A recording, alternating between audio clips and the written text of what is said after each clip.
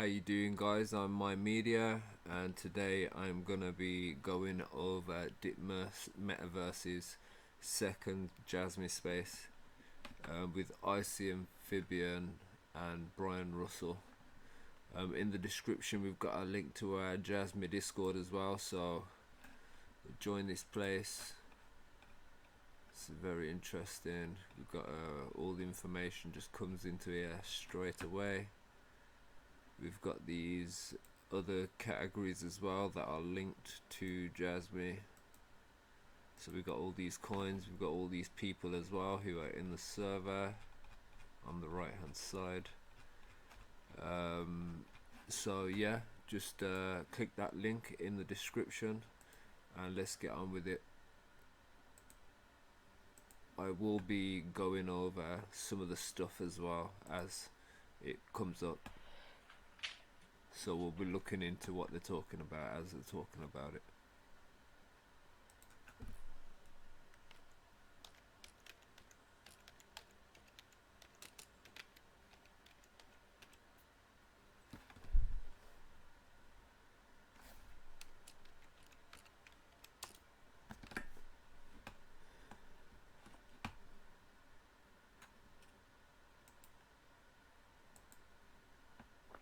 Hey, Brian and Icy, I think I gave you co-hosting privileges, no?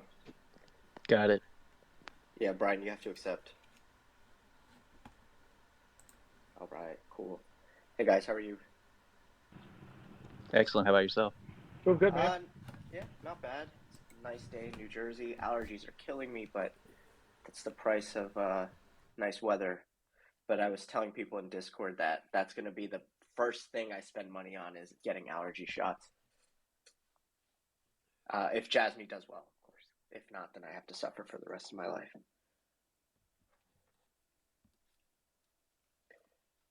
But it seems like you know what we can actually get started. Because the first thing I wanted to do was actually recap. But hey everyone, before we get into that, hey everyone, thank you guys for coming. This is the second space that Brian and Icy Amphibian and I are doing.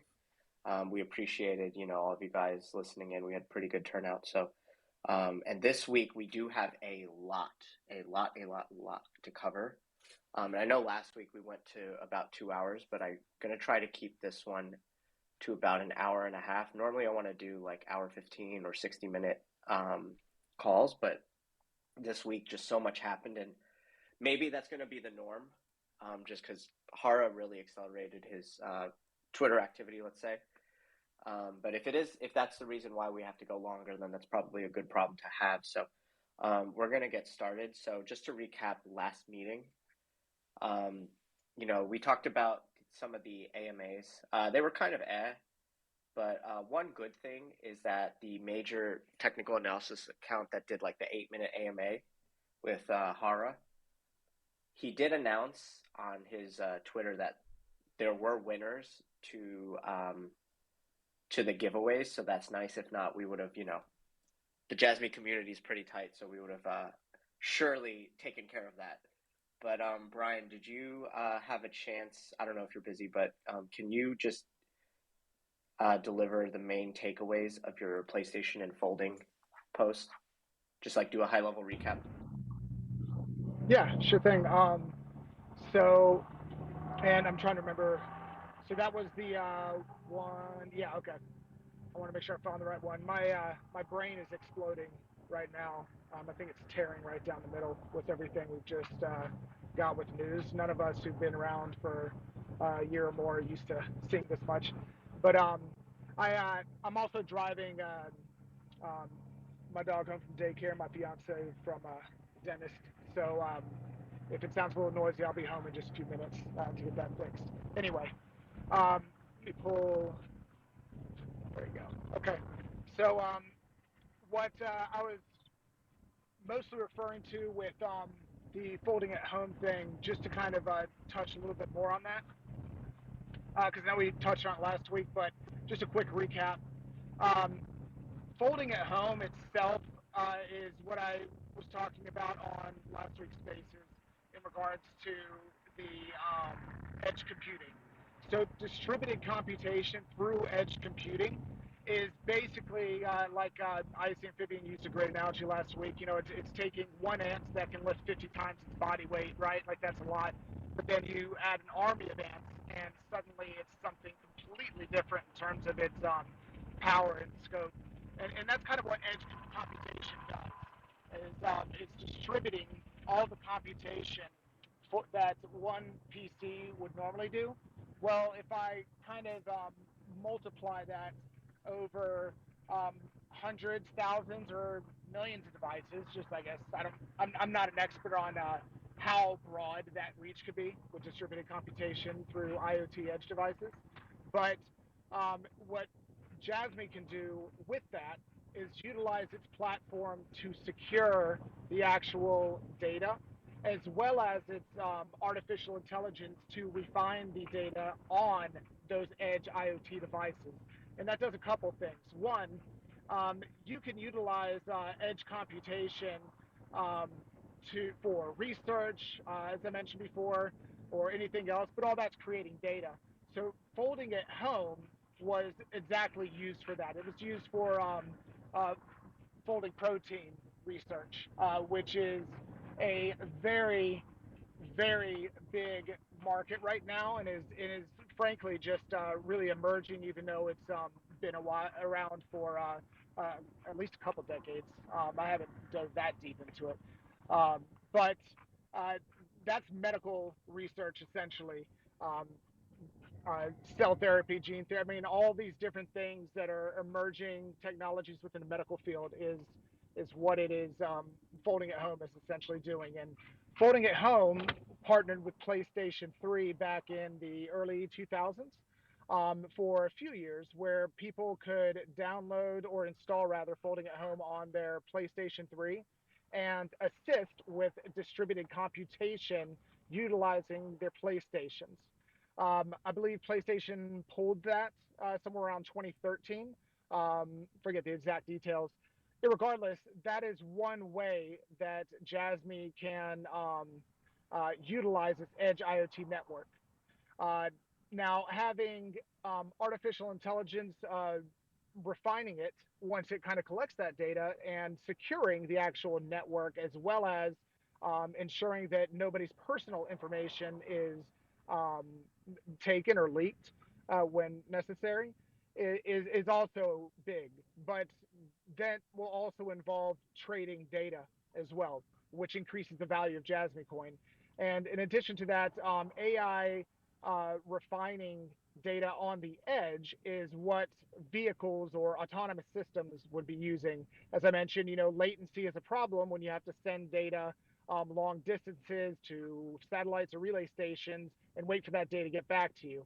It may be relatively quick, but you need instantaneous data on the edge. And that's where utilizing IoT and edge technology with artificial intelligence, refining it, recognizing it, and doing whatever with it on the edge comes into play. But again, just to bring it to a point, this all still revolves around data, collecting data, securing data, refining data, and selling or trading data on marketplaces, which is what Jasmy Coin is actually tied to in terms of its utility. Thanks, Brian. Icy, would you be able to recap very quickly about Hyperledger and just major takeaways for Jasmy investors, and then any high-level updates from this week to last in your research? Yeah, I'll just touch on data fabric architecture real quick. Data fabric architecture is the latest and greatest approach to enterprise storage operations. It's a new standard for data management across clouds and edge devices. And this architecture basically allows for data visibility and interaction while maintaining sensitive data privacy. So, and then I touched on the Hyperledger Foundation, and Hyperledger Fabric is what Jasmy's built upon, right? Which utilizes data fabric architecture. So, data fabric, Hyperledger Fabric has a modular architecture which allows for plug-in features. And if you guys remember, Jasmy bought the license to use the PlugNet toolkit from which is built from Solidity, which means it has Ethereum and Polkadot compatibility. They bought that from Centrality, and they use those components in Hyperledger Fabric. And as one example, one of the core components of Centrality PlugNet is CentraPass, which is identity management system. And this makes it extremely easy to onboard users. Another great point about Fabric is it's an open source blockchain from the Linux Foundation, which is specifically designed for enterprise blockchains. So it's nice to have the open source so people can go check it out. Hyperledger Fabric has the support of more than 15,000 engineers from Hyperledger, which include IBM and 147 other participating companies.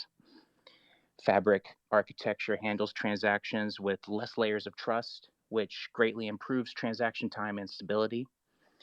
And I would say Fabric's channels is one of its greatest strengths. It separates sensitive data from public data. This enables companies to shop for user data without violating any privacy. And every user on Jasmy Network will have their own private channel. I just posted my second patent breakdown. It's on Reddit. It's extremely long, and I can probably cover it later. I can try to summarize it.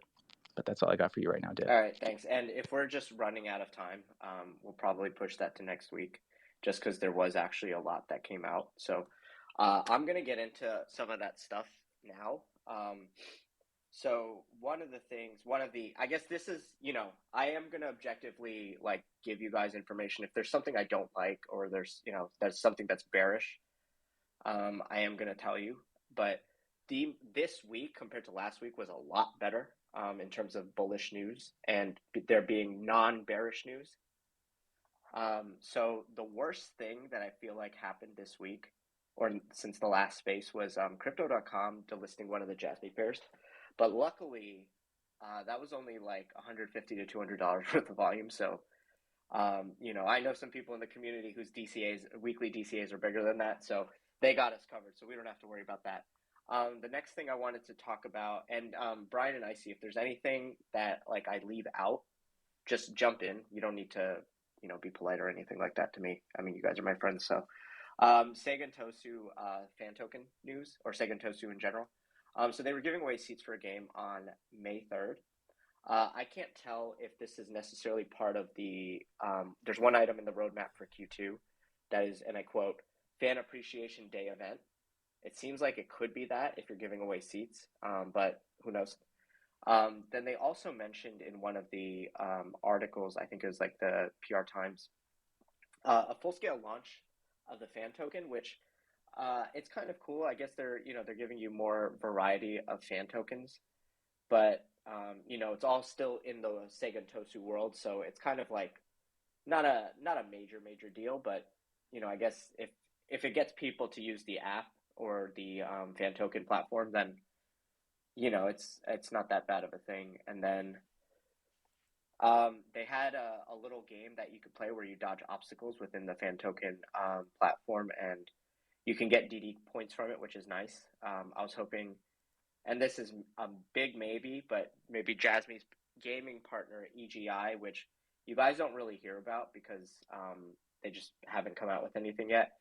They could have been in the mix for possibly designing that. I don't know, but their aim is to get you and other PDL users to play old school games and get paid for them. But I don't know if it's going to be an actual, let's say Super Mario, right? You play that, or basically games based off of those older games. Because I don't know how it works with getting the licensing and the agreements and stuff like that. Because I think if you're allowed to play a Super Mario or I don't know, something from the old PlayStation, then that tells you where Jasmy and their partners are headed. But remains to be seen. But I was going to move on to the next topic, unless if Brian or Icy, you had anything. No, okay, you're good. Cool. Also, 3 seconds of silence I'll take as move on as well if you don't feel like talking. But the next thing is, this is not related to us, but it kind of is. Aster got on their 3rd Japanese exchange, so they are green list eligible. It makes me wonder.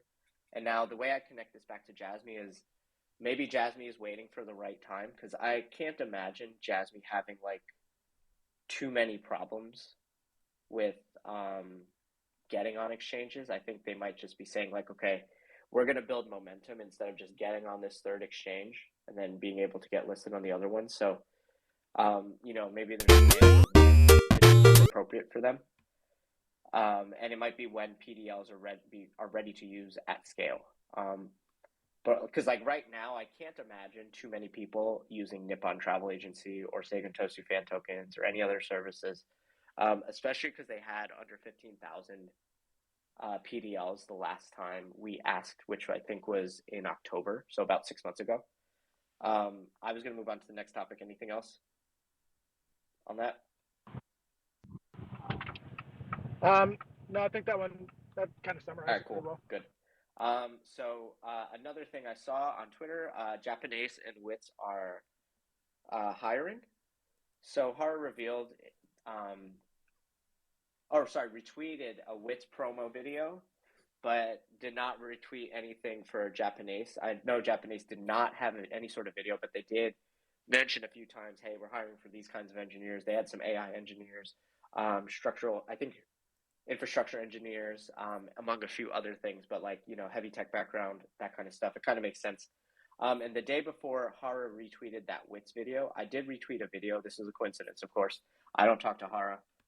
I tweeted a video about the SF Twin Tech, which I think I briefly touched on last week, but I didn't tweet out the video. I just talked about it. It's where you can train your employees through a simulation and operate machinery in the real world. So like, let's say I just start using the remote, which in the video was a PS5 controller, I believe. Apparently, I don't know anything about video games or PlayStation, and I've had people correct me on that stuff. So I'm pretty sure it's a PS5 controller. But basically, you can use any type of controller as long as it's hooked up. So it could be like as long as it's just compatible, which it wouldn't really make sense for a PS5 to be controller to be compatible unless if you do something else to it. So that's pretty interesting. But basically, like if you are moving the machine in the real life machine around and like playing with it and like toggling it on the controller, it'll create something on a computer as well. So it'll like study your movements and stuff like that. And this is how they'll be able to train employees and then also practice developing like certain machines in the virtual world so that you don't have to pay for materials, and then you can actually train your employees. So it's very efficient. And then also in that video that Hara had retweeted about Wits, it was like, they mentioned the PDL and all that stuff. If you zoom in on one of the areas, they're drawing on they're in like an office, right? Like a corporate office, and like the inside of glass doors or the glass like windows in a corporate office, you can draw on them and stuff, like with like marker and whatnot.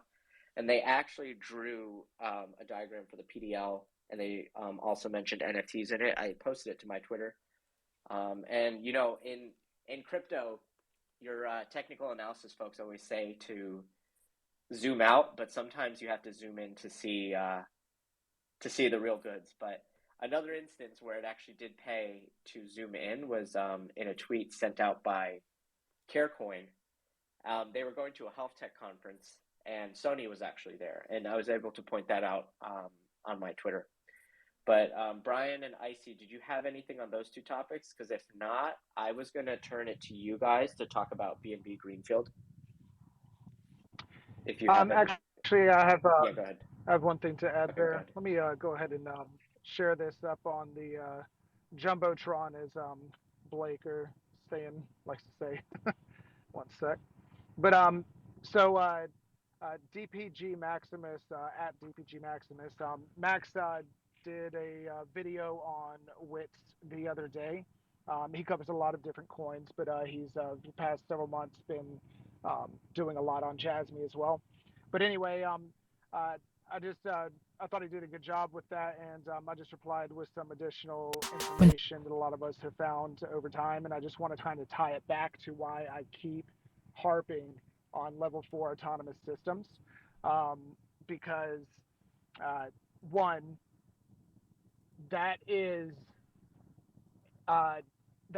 AI refining data on the edge. That is edge computation through IoT devices. When you have vehicles or drones, land, sea, air drones, doesn't matter.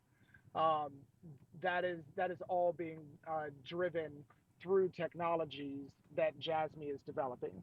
While other companies may be developing, similar technologies, none of them are developing it in a way that secures the network through a combination of blockchain and IoT devices.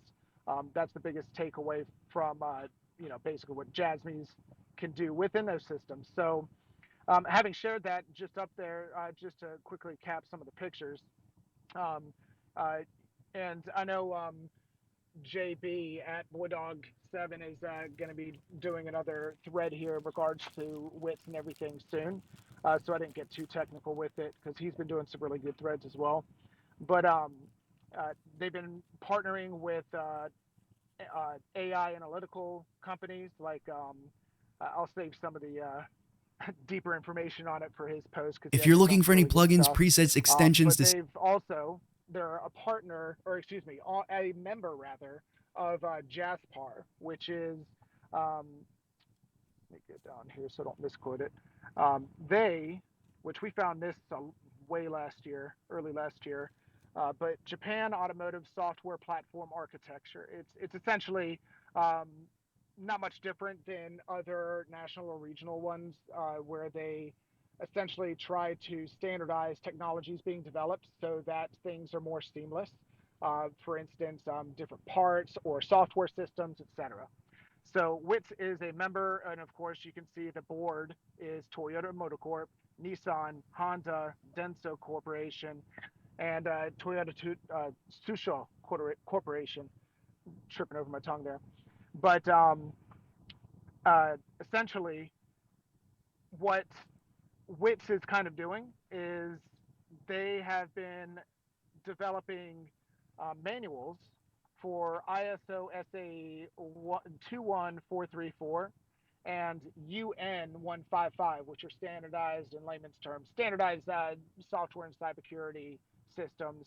The UN 155 is for the United Nations, so it's a globalized standard for road vehicles and cybersecurity engineering. And as you can see on one of the pictures, they are software explorers. So what WITS is also doing could and being partnered with Jasmy. WITS is a consortium member with Jasmy. They are a part of the Jasmy initiative, which is essentially the service provider consortium for Jasmy Net in a sense. So what I've been theorizing, and let me find this one bookmark I just bookmarked because it just came across the wire here. And then I'll wrap this up because we have way too much to cover. But this news just came in. I haven't even looked at it. It doesn't matter who it says the company is, but I'm going to go ahead and add this up there too. From the Japan news, it just came across my wire like 40 minutes ago or so. Japan's government plans to establish a council to promote domestic production of underwater drones. Likewise, Shang Guo, who I told everyone last week to really research his credentials on the websites, what the listing he's done, because he has done oceanographic types of sensing networks, just to make it in a layman's term. Same thing with him having air traffic control system knowledge and developed that on a high level system. And the fact that Vio VFR, Vio Flying Robotics is a drone manufacturing company. And Dip, I think you pointed out that June Marai is the executive I guess he founded executive advisor of the Drone Fund, which is invested in VFR. Yeah, but they invested in like 100 drone companies. Yeah, exactly. I mean, there's nothing is going to be like it's got to be Jasmy. Like every single thing is not going to be Jasmy. They're mobilizing as an entire country to bring Japan back into the forefront of innovation globally, as well as to lead their country into the fourth industrial revolution through Society 5.0 and Industry 5.0. So that's why, like, when you start seeing all these different things that are Society 5.0 related, bringing humans and Industry 5.0 industry into the fourth industrial revolution, this is the tech. Jasmy's developing the tech. Jasmy is also just in the articles, as well as, under Hara's title on his actual profile, is uh, Japan's national blockchain projects. Now, I know you and I talked about this, Dip, whether or not they gave themselves that title or whether or not they truly are a government one. Well, considering they are working with multiple regional governments and everything else, and considering they're the only platform being developed in Japan with the type of architecture that mimics everything being talked about within the data free flow with trust concepts, Society 5.0, as well as data decentralization, I pretty much believe, and this is my own personal opinion, because I wrote about this last May in like a 10-part paper that I did for the community, where like it's more unlikely to me that Jasmy is not a part of the national push towards all this. That's unlikely to me that they would not be a part of that. It's far more likely to me through everything I've read and seen that they truly are the Japan's Bitcoin and Japan's national blockchain project. And that's my personal opinion. And I'm actually was more skittish on it after writing that last year. I was like, maybe they are, maybe they aren't. But everything recently makes me think that they most likely could be. Anyway. All right. Icy, did you have anything you wanted to add on that? It's all good if you guys don't, or if you don't, we can get into B&B Greenfield then. Yeah. For time's sake, I'm ready to get into B&B All right, Greenfield. go ahead. So yeah, B&B Greenfield, it's very different from Jasmy. I was hoping that it would just be, at first look, I was like, oh, maybe this is going to be a white label, who knows? But the more I read about it, I just started seeing more and more differences. It's open, permissionless, so that's right there, right off the bat. The foundation is different. It has it's using Binance B&B Greenfield blockchain will be its own blockchain. It'll be cross compatible with Binance Smart Chain. Binance, well, I think they changed the name to BNB Smart Chain, but the ticker for that is still BSC. So they use Tendermint for their consensus mechanism, and I couldn't tie anything for Tendermint. For those who don't know, is the consensus method for Cosmos SDK. So yeah, there's just a lot of differences that I've noticed. And I'm hold on, I'm going to pull up their documents again right now. So it's got gas, right? Where Jasmy on Hyperledger Fabric is a gas-free system. So you can have permissions change between BNB Greenfield and BNB Smart Chain. The more I read about it, the more it seems like it's a direct competitor to Filecoin. It's more focused around large data sets, paying for storage, and then they're going to make a market attached to that.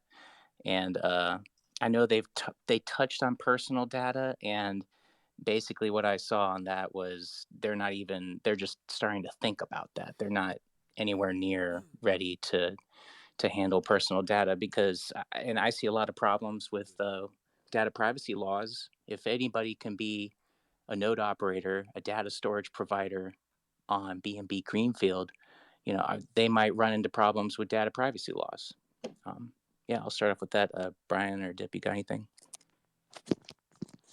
Brian just texted me saying he's got to rejoin. The call is dropping. So on a high level though, it's like, okay, even if B&B is a competitor, which it does seem like it's still TBD, not because IC didn't do research, it's just like we still don't know a lot of stuff. I mean, think about how much stuff the community brings you about Jasmy, and there's still like, for every like new thing we find, there's probably 100 more questions about the coin. So sorry, 1 second, I just have to make Brian a co-host.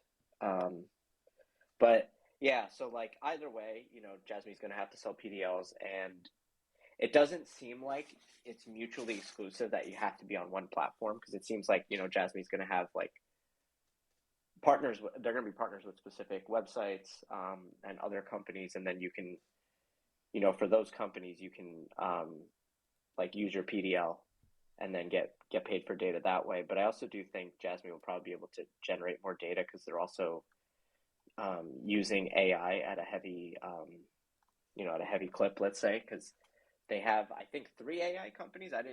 Based on I don't know if you saw what I tweeted out today, but it was basically a slide, and a few other people sent it out in the community as well. But basically a slide that had Intel and Microsoft on it in one of the first squares in the bottom left, and then the next one was like Kuzit, Archaic, and Recursive, which I had never actually heard of Recursive, but I think we were going to get into that later. But another thing that is actually like a little bit of a disadvantage for us, though, is like Binance has 120 million users. This is based on a Reuters article I found, which that's a lot of people, right? And even though, there's still 8 billion people on this planet, like crypto's fairly early, Binance does have that advantage if for some reason it is mutually exclusive or anything like that.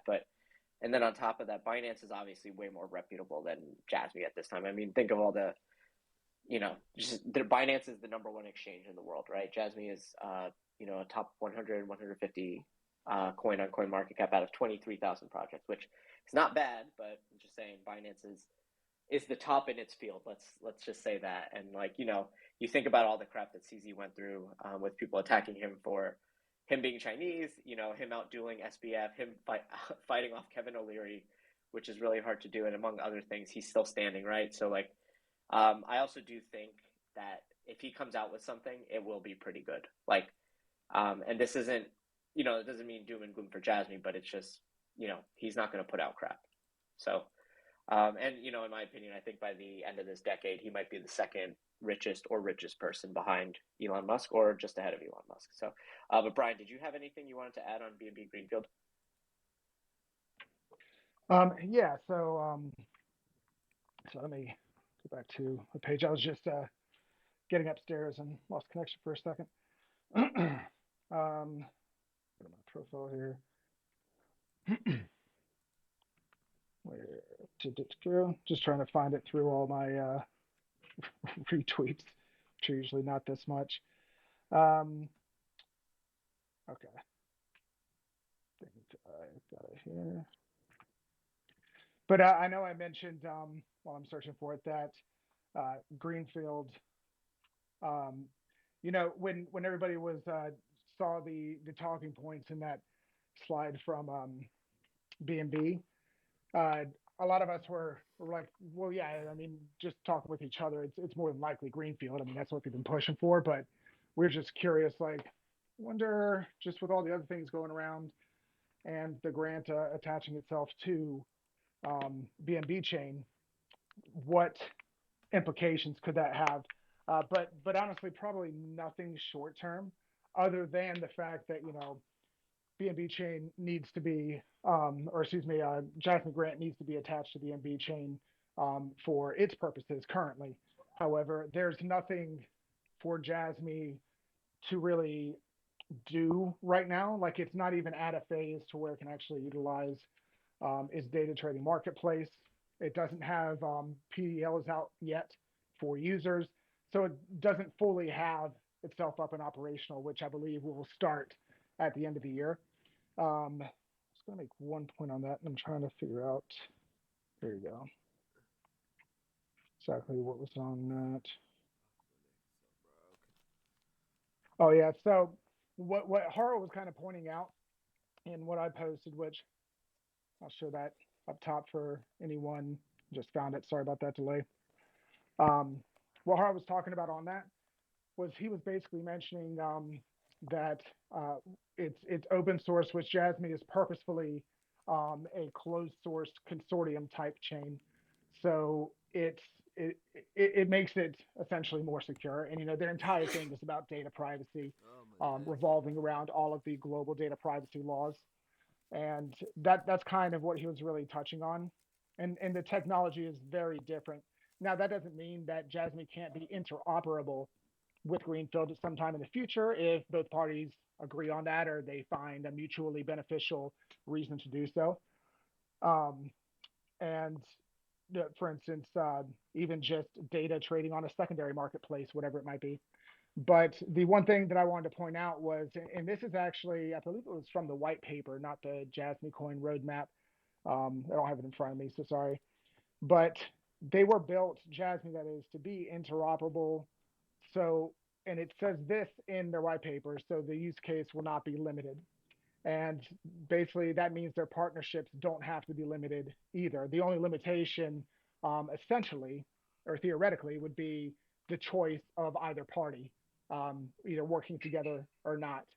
So, uh, as it stands with Greenfield, I think they're doing their test net in the Congo. I've been so caught up, I haven't dove too much into that. I'm really interested to see what comes out of it, and that I'm really hoping that it's as secure as it needs to be because I think Jeff was it Jeff McDonald's IC who had mentioned something about that in their Discord.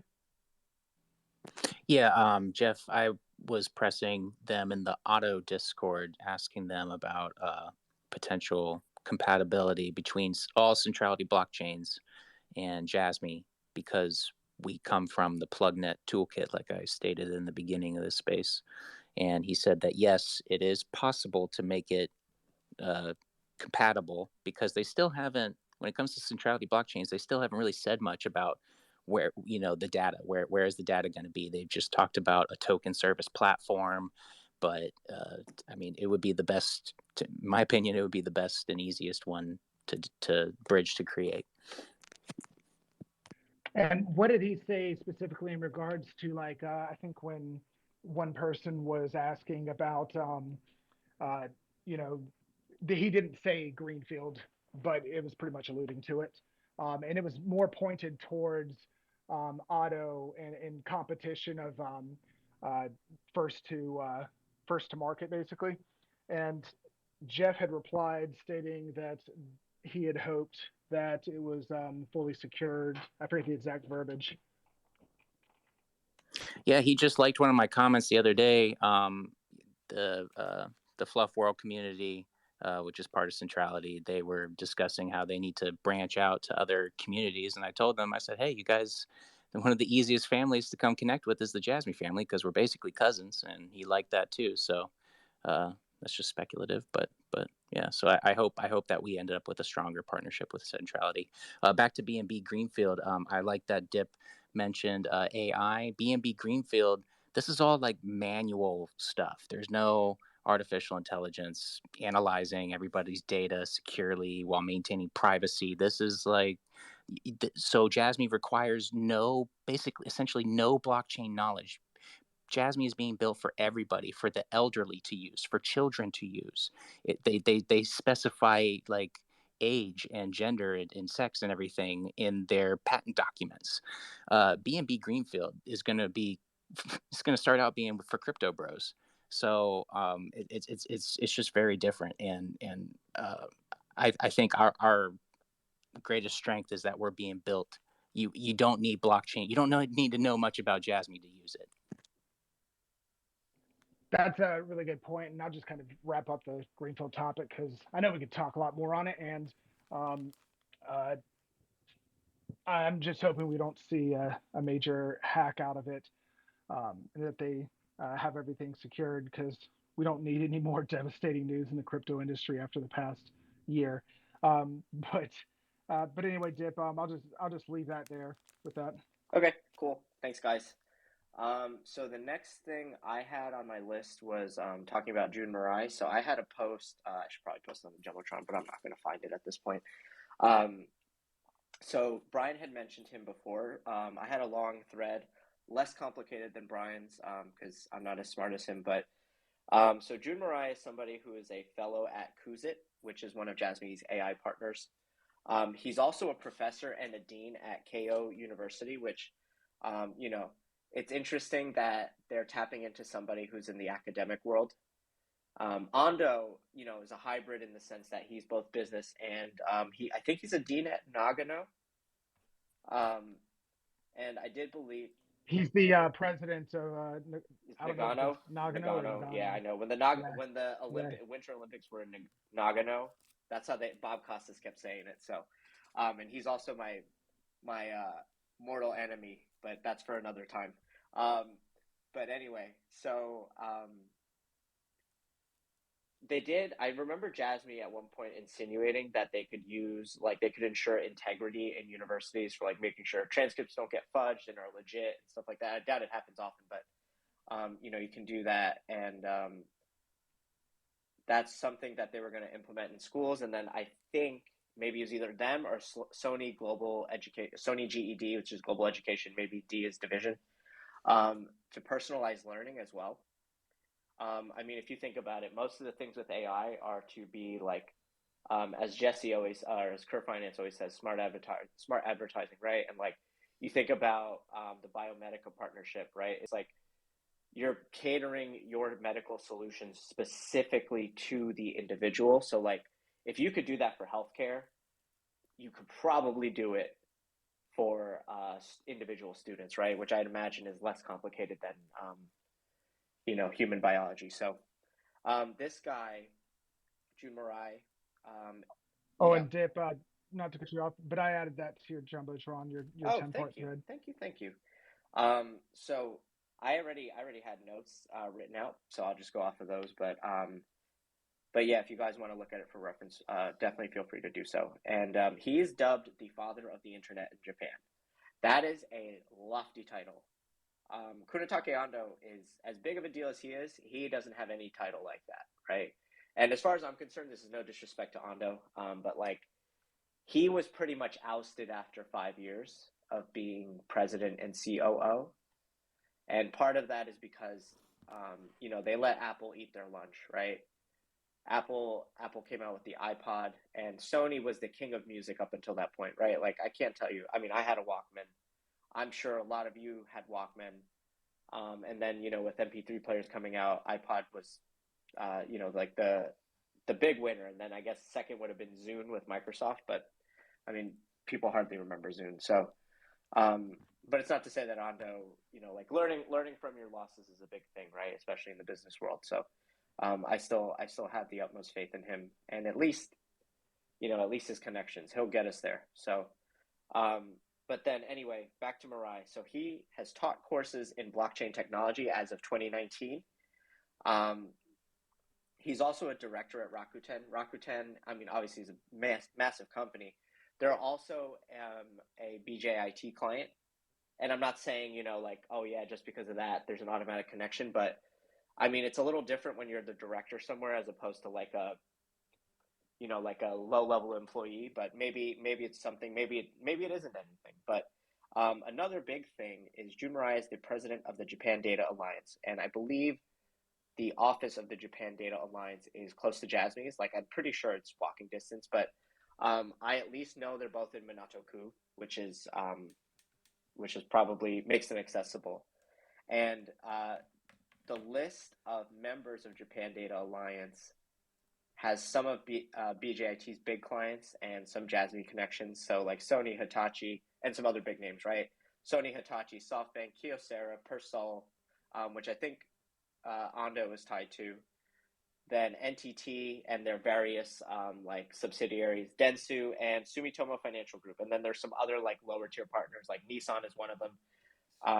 And, going through the list, you're this is the dream team of Japanese companies, right? This is the Avengers of Japanese companies, even though I've never seen the Avengers. That's, it's a bunch of big time superheroes getting together to save the world. So maybe that's what they're doing for Japan.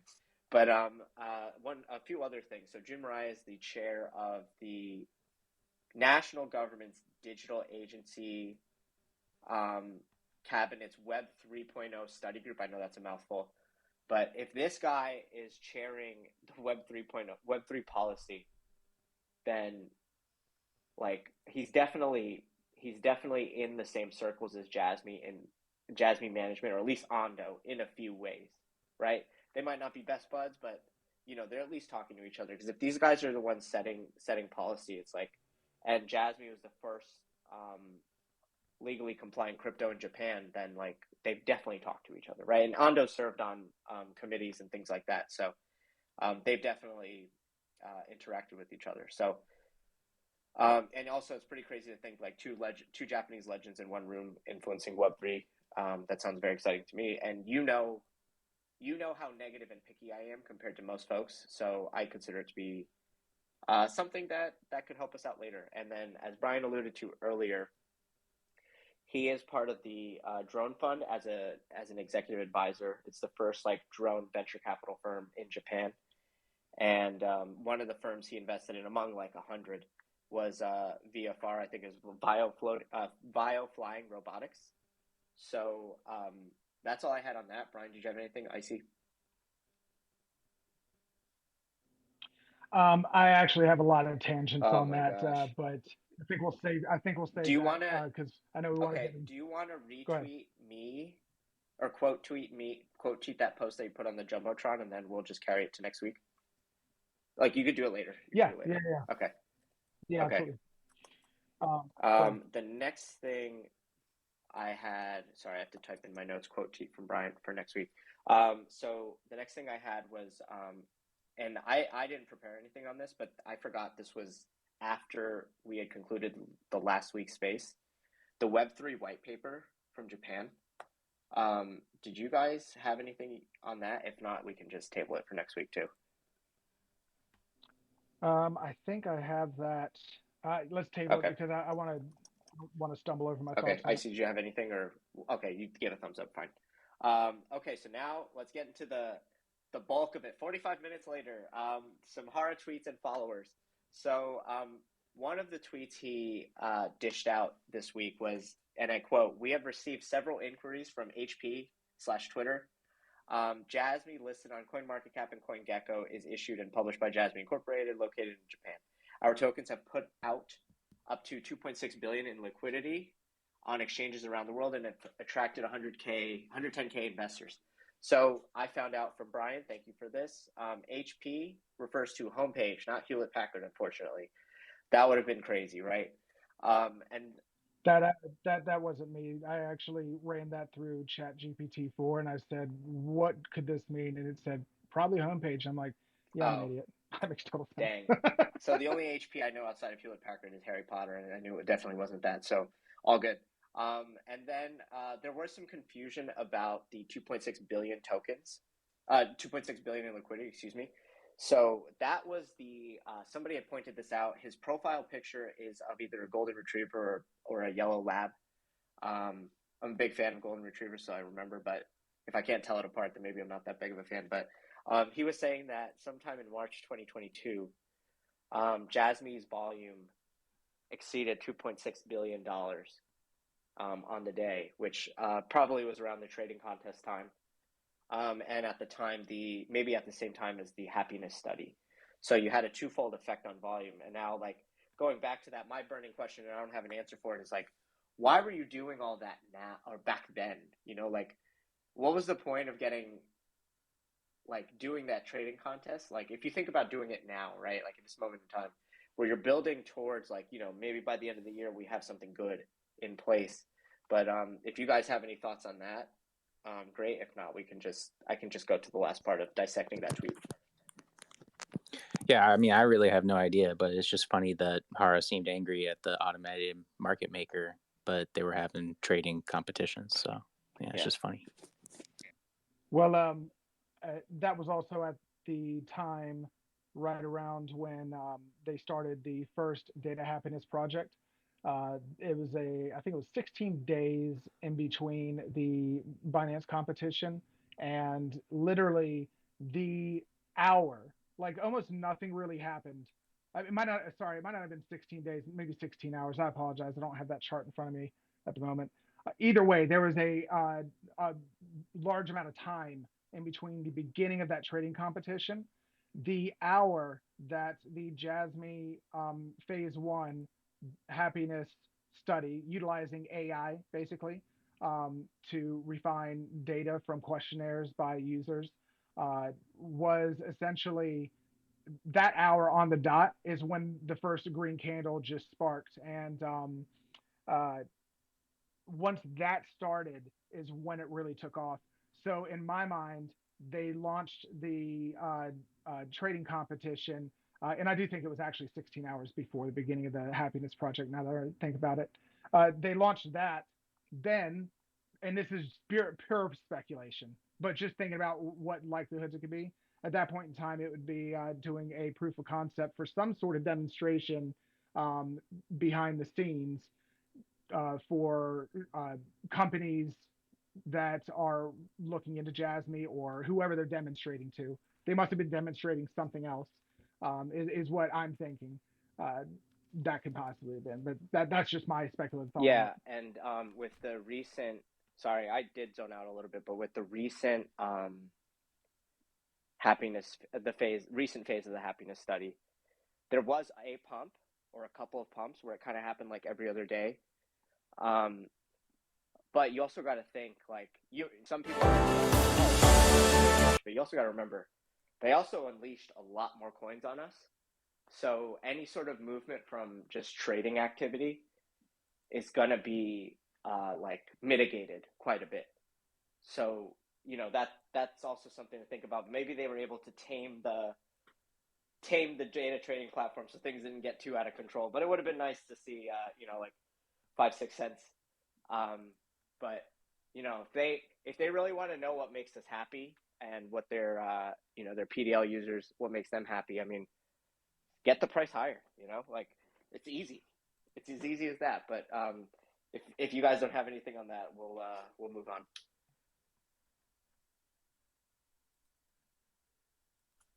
So the Jasmy grant, they did. Icy did mention this. They did integrate BNB chain for lower gas fees. They are doing an airdrop in honor of Jasmy being in Hong Kong. Maybe they'll do this for other countries, and that's a good way to build intrigue, I think. And they did do a Twitter space, I think about 10 or 11 hours ago. I was having connection issues during that time, but it mostly felt like an intro for the other projects that made it to the current round of the Jasmy grant funding. But Brian or Icy, did you have a chance to? Brian, I know you were listening, but did you have anything that you felt like was like actually newsworthy? I was listening when I was getting ready for work, and some of the connection issues I couldn't quite hear. I was going to go back and re-listen to it later, but I did like the Mars Web3 search engine, which for any of you who've been following me for a while or know me and talk to me, you probably know that I search a lot, and I really like their concept of uh, searching through Web3 in a smarter way that pretty much, and I'm going to mess it up a little bit, but gives you the information you're looking for, kind of like the way an AI agent would reply to you with way more accurate information, right? It's kind of like if I use Bing's chatbot and start asking it questions, it will get me closer to what I'm looking for way faster than me just using search operators through various search engines like Google, Yahoo Japan, DuckDuckGo, etc.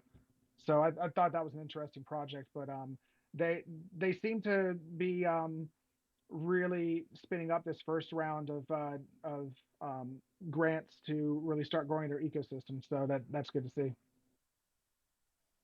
Yeah, and what? Oh, sorry. Did you have something, Icy? Yeah, I was taking a look at Jasmy Voting Power earlier, which just seems like a very essential platform for Jasmy governance and for the Jasmy grant to give it a stronger, more sophisticated voting platform. So it just seems like they're starting out with some really good critical projects. Yeah, and one thing I think I mentioned last week is, if they're able to give away money, then financially they're not in a tough spot, which is nice. I know, the total prize money is $2 million and they did raise like 200 million in I think like February 2021. So hopefully they didn't burn through all that cash, but yeah, it seems like, and that's only like 1% of the total money they raised that we know of at least.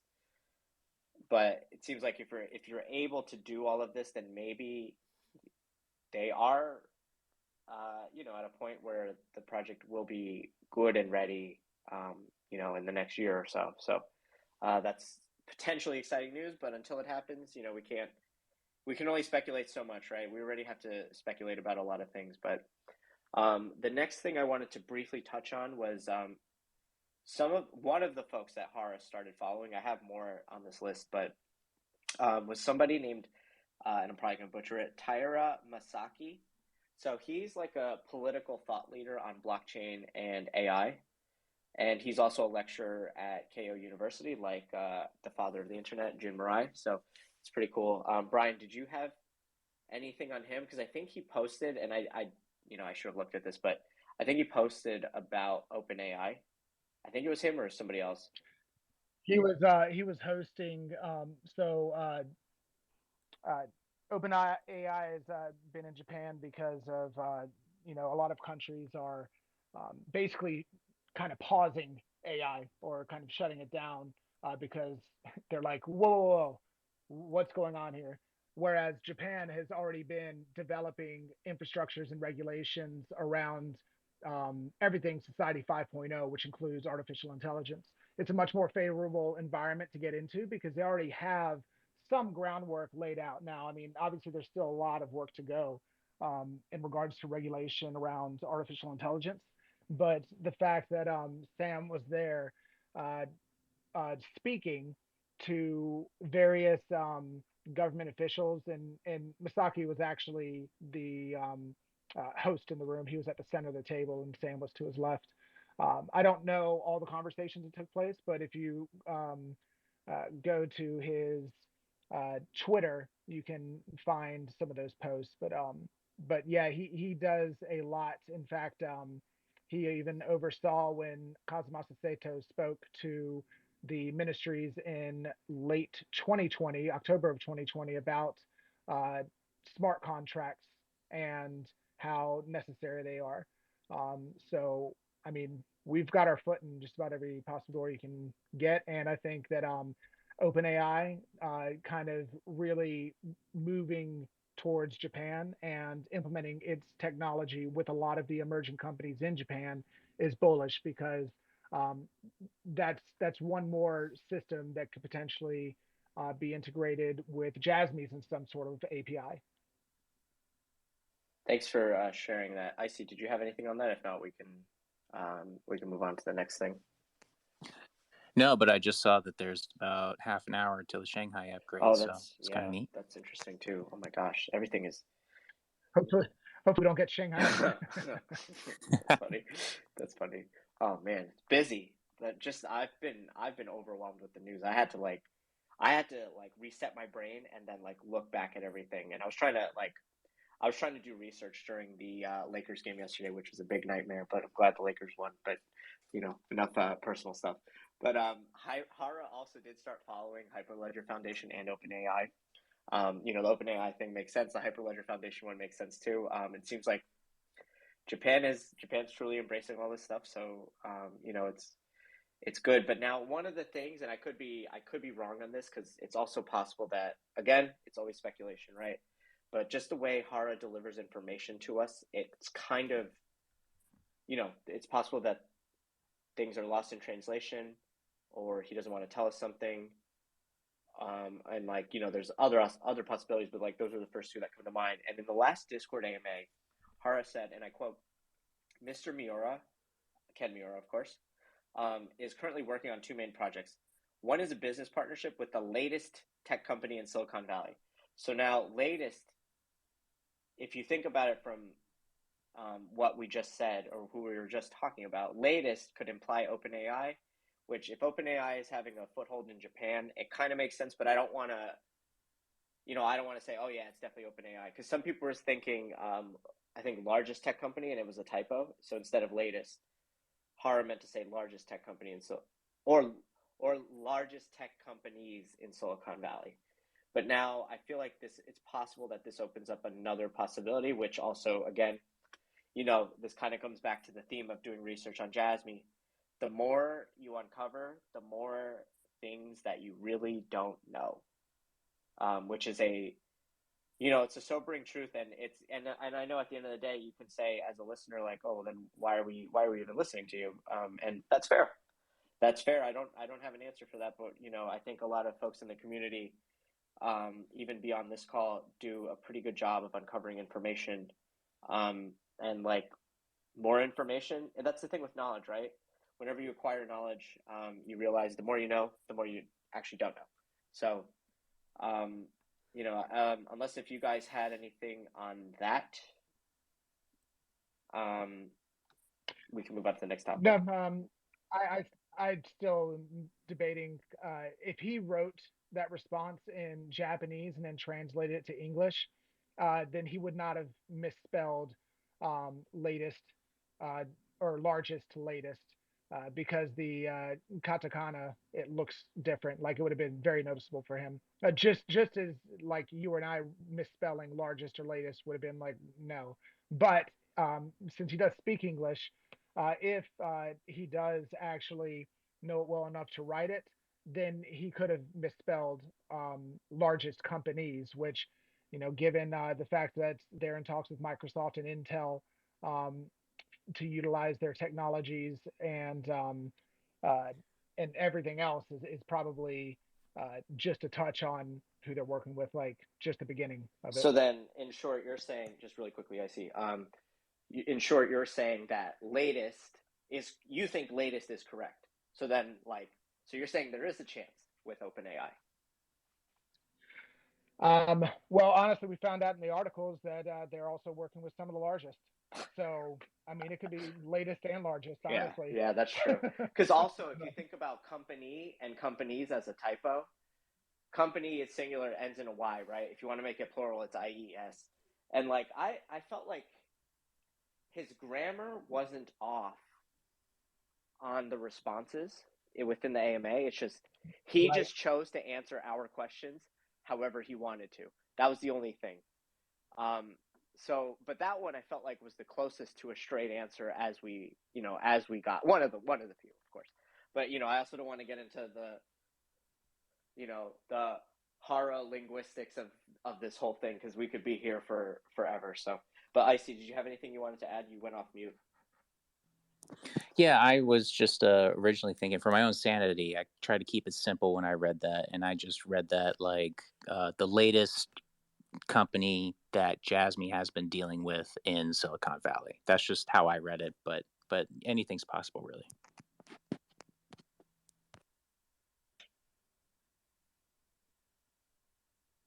Did I? Okay, good. I muted everyone and then unmuted everyone. That could have been a nightmare. I don't know if that applies to speakers, but anyway, next topic. So, Hara and Brian brought this to my attention like right before the call, but Hara started following some influencers with over 1 million plus followers, which is very interesting. It kind of tells us maybe they're trying to go in a certain direction, but would be. Go Actually, ahead. You could talk more on it. Go for it. Let me go ahead and post this real quick because I wrote something up. Let's see. I'm gonna go ahead and post it real quick so we can put it on the jumbotron and Okay. I have another quick thing that happened this week. It's not that big of a deal given everything we just talked about, but Jasmy also is on C Wallet, which is a multi-chain wallet. That was one subtle tweet that was thrown in the midst of all the Hong Kong stuff going on, which we didn't even get to yet. It's 6 o'clock. I felt like we did a decent job of covering everything kind of quickly, and the Hong Kong chapter of this space will be a little bit longer. So no hard feelings if you want to listen to the recording, but just letting you know there's a lot. But I think that is going to be the last thing we cover, last major thing we do cover on this call, and then Icy and Brian, if there's other research, we'll just bring it to next week. Yeah. Back to Hara following influencers. I just sent you that YouTube video. I don't know if you can put it on the jumbotron.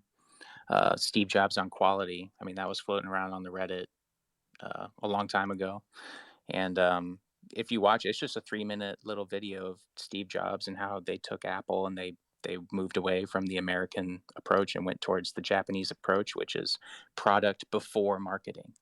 America is marketing before product. Now that we're seeing Hara step up his game and hitting up all these influencers, the product is pretty much done. They're very close to being done, and now they're stepping up their campaign. Yeah, I don't know how to post on the Jumbotron actually, which shame on me as a host, but you basically hit the share button, and when you're in the spaces as a co-host or host, you just hit. Or Vibe Holiday now from just £339 per person. What holds it back, do you think? It's funny, the group of people that do not use quality in their marketing are the Japanese. You never see them using quality in their marketing. It's only the American companies that do. And yet, if you ask people on the street which products have the best reputation for quality, they will tell you the Japanese products. Now, why is that? How could that be? The answer is because customers don't form their opinions on quality from marketing. They don't form their opinions on quality from who won the Deming Award or who won the Baldrige Award. They form their opinions on quality from their own experience with the products or the services. And so one can spend enormous amounts of money on quality. One can win every quality award there is, and yet if your products don't live up to it, customers will not keep that opinion for long in their minds. And so I think where we have to start is with our products and our services, not with our marketing department. And we need to get back to the basics and go improve our products and services. Now again, quality isn't just the product or the service, it's having the right product. You know, knowing where the market's going and having the most innovative products is just as much a part of quality as the quality of the construction of the product when you have it. And I think what we're seeing is the quality leaders of today have integrated that quality technology well beyond their manufacturing, now going well into their sales and marketing and out as far as they can to touch the customer, and trying to create super efficient processes back from the customer all the way through to the delivery of the end product so that they can have the most innovative products, understand the customer needs fastest, et cetera, et cetera. In most companies, if you're new and you ask, you know, why is it done this way? The answer is because that's the way we do it here, or because that's the way it's always been done. And in my opinion, the largest contribution of much of this quality thinking is to approach these ways of doing things, these processes, scientifically, where there is a theory behind why we do them. There is a description of what we do, and most importantly, there is an opportunity to always question what we do. And this is a radically different approach to business processes than the traditional one, because it's always done this way.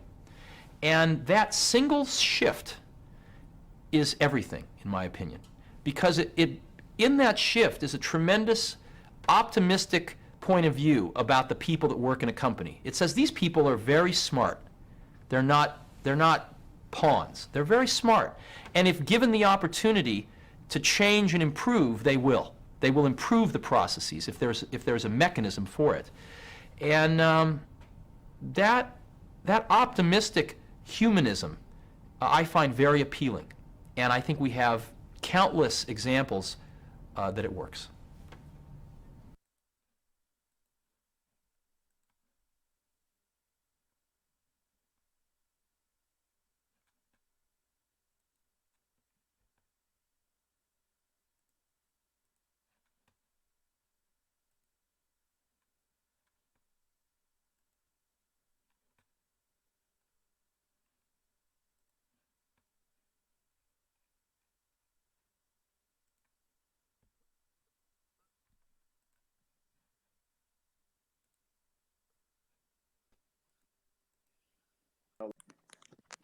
nightmare, but I'm glad the Lakers. Because I wrote something up. Let's see. I'm gonna go ahead and post it real quick so we can put it on the jumbotron and it'll say share to spaces. I have invite by DM, copy link, and share via. lost in translation. And actually, this was something that I do remember from the space. This specific things, even though they are their own company. But I was thinking about that too, because it could be, right. The Sony connection runs deep, and they're not similar. Like, why would you do that? It's very inconvenient for us as investors, right? But we'll see what happens.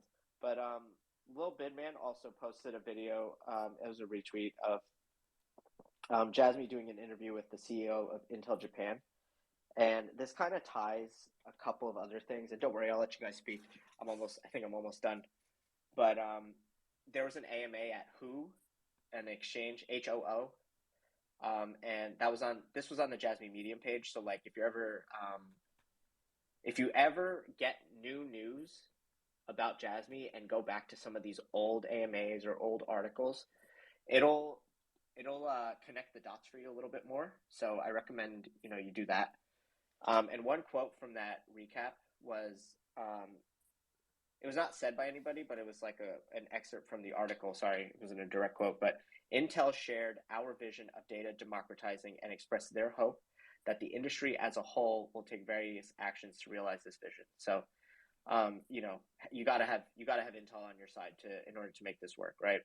So, and I think Microsoft has, going back to Microsoft in that graphic that I tweeted out today, from the O'Daily article, Microsoft has I think 70% of the OS market in the world. So, in order to make this work, if you're trying to get 107 million users, you can't restrict yourself to just being like only Mac or and things like that. Because then at that point, you're shooting at you're not casting a wide enough net, because you need to have way more people who are eligible to get a PDL than will accept it, right? You need people to be able to say no to it, unfortunately. That's business, right?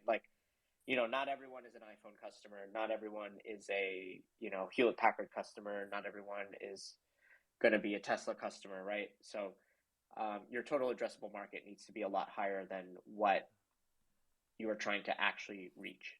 So, and especially if you think about 107 million data lockers versus 8 billion people, excuse me. That's a pretty sizable amount that's a lot of people. It's relatively a small amount of the global population, but it's still a lot of people to get to do one thing. So that's all I had on Hong Kong.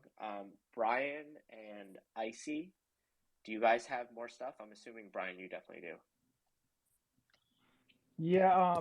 So let me go ahead and adjust this timestamp in what I posted, because I mentioned I was going to post some things. I have way too much to post, but there was one thing I wanted to address, because for those of us who have been invested in Jasmy and been researching it for well over a year to year and a half plus for a lot of us, to even more for Lil Bidman's probably coming up on close to 2 years now, which is where most of us really started, was with his research.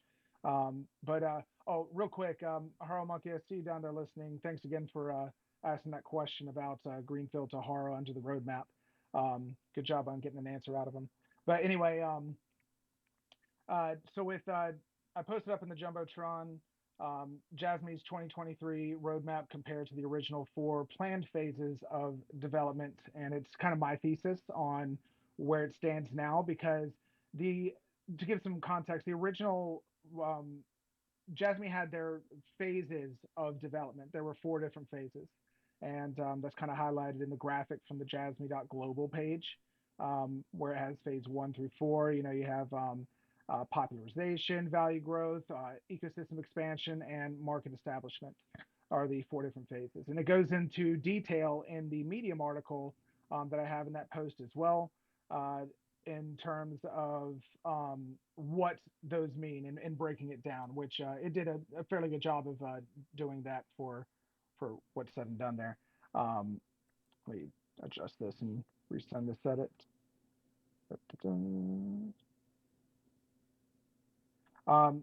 So anyway, the what I was saying in here, and then I'll just adjust it afterwards.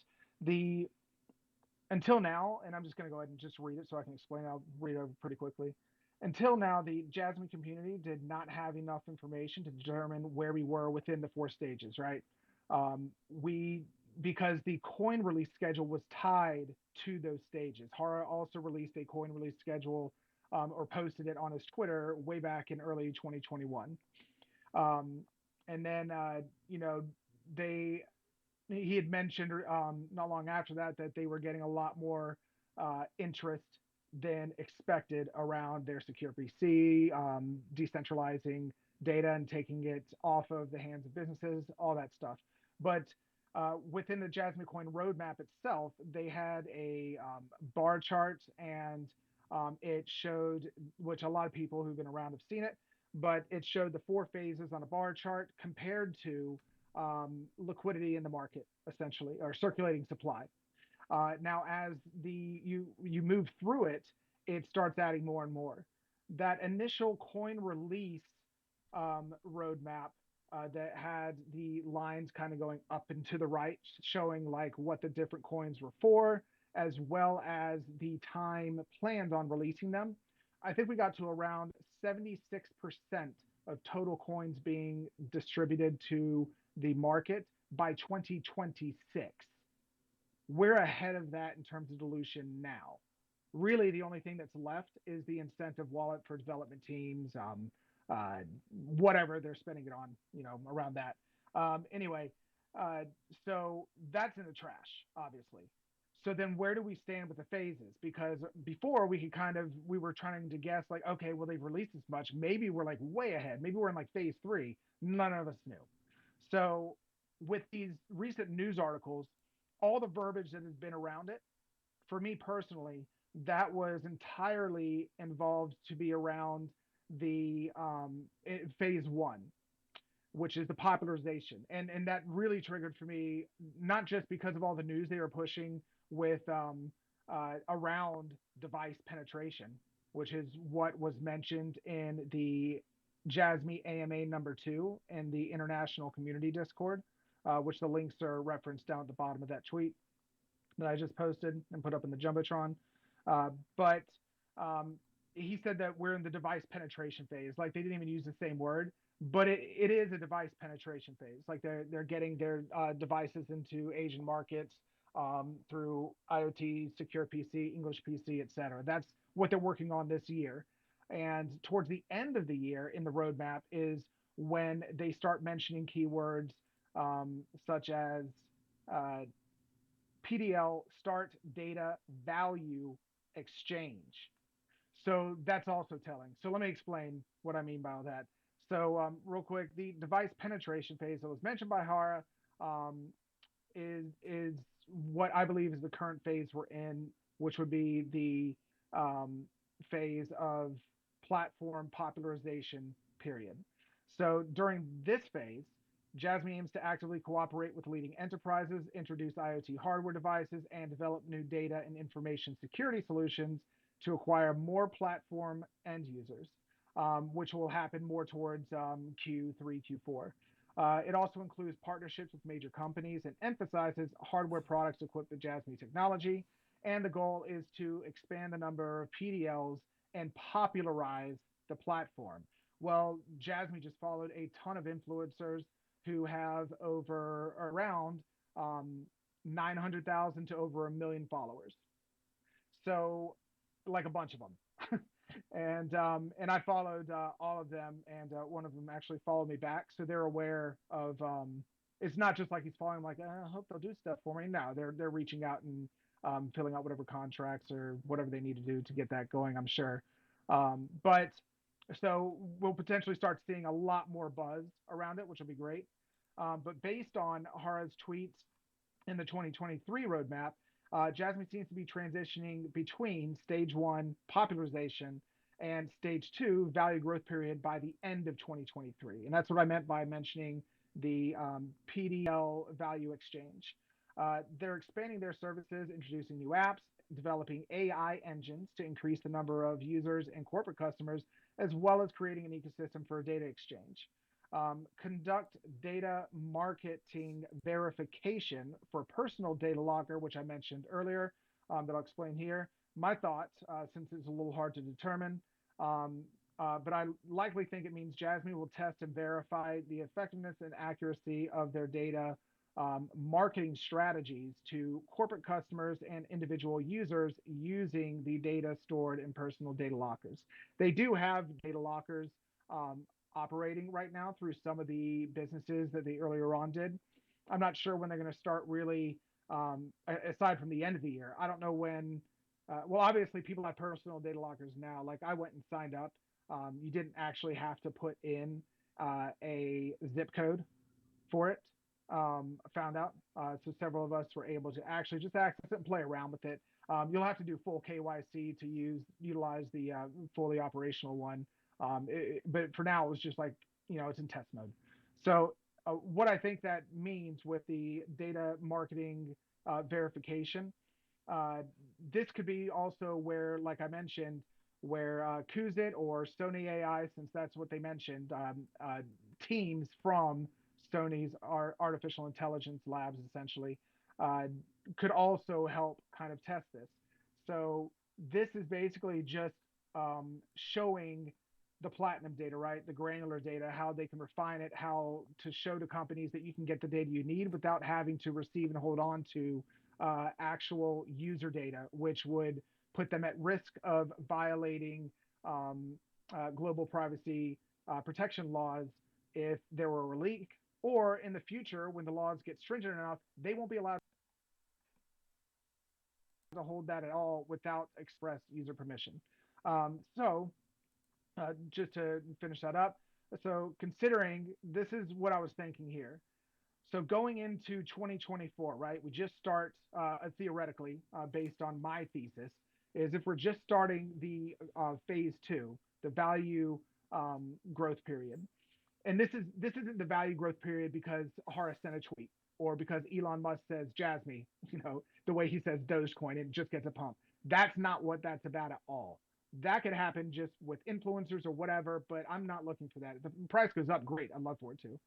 I'm wanting to see the price go up because of data being exchanged on a marketplace and Jasmy finally utilizing its actual utility.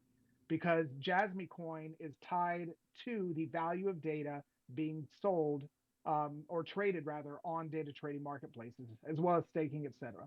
So, considering the goals outlined in phase two, it seems plausible that some elements of phase two and phase three could overlap or merge. For instance, as Jasmine continues to increase the number of corporate customers and expand the ecosystem, they could gradually transition into phase three by fostering an environment where individuals can provide personal data and receive fair rewards. The growth of the user base and data exchange ecosystem may occur simultaneously with the expansion of corporate customers and formation of a cyclical ecosystem, meaning, data is basically flowing the way it should from IoT devices, secure PCs, to users' PDLs being sold to companies on the data trading marketplace, the service providers protecting the user data, companies paying in Jasmy coin, the user receiving DD points, that user then either converts it into Jasmy coin or spends it within businesses utilizing the platform, and therefore creating a circular environment.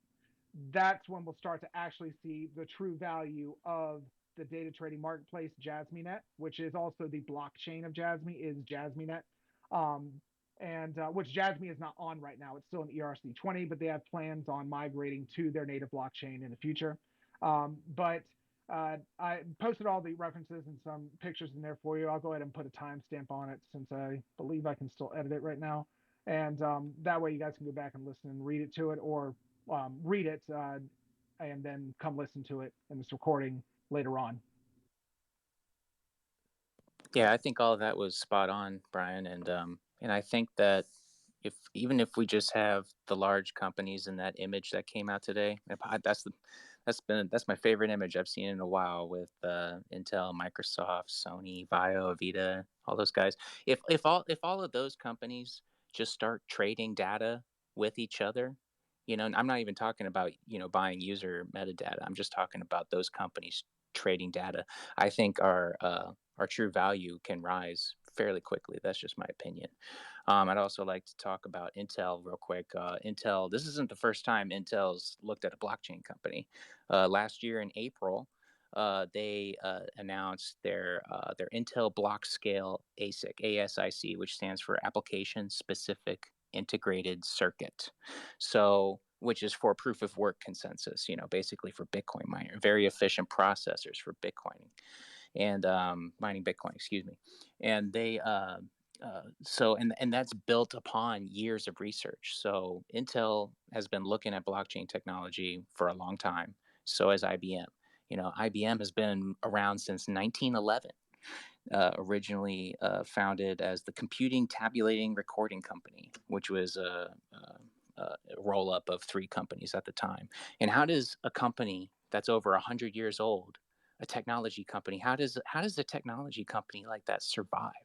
Because technology changes so fast. So IBM, my father actually used to work for IBM, but he hasn't worked for IBM in like well over 2 decades. So he doesn't have any connections there. He wasn't aware of Hyperledger. He moved on and did other things. But I asked him a little bit about IBM, and he said, "Oh yeah, IBM, they have to basically reinvent themselves about every 10 years to stay relevant. And we're that next invention."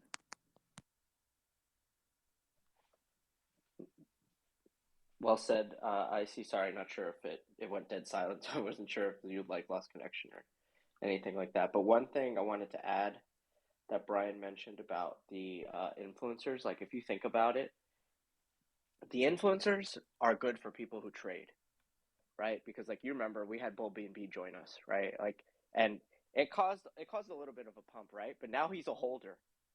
I think he's a long-term holder. So if liquidity is running thin, and I think if I remember correctly, unless he sold, he posted a pic of his bag, and I think it was like 240 million jasmy, like for real, like spent like a hefty amount of money for that.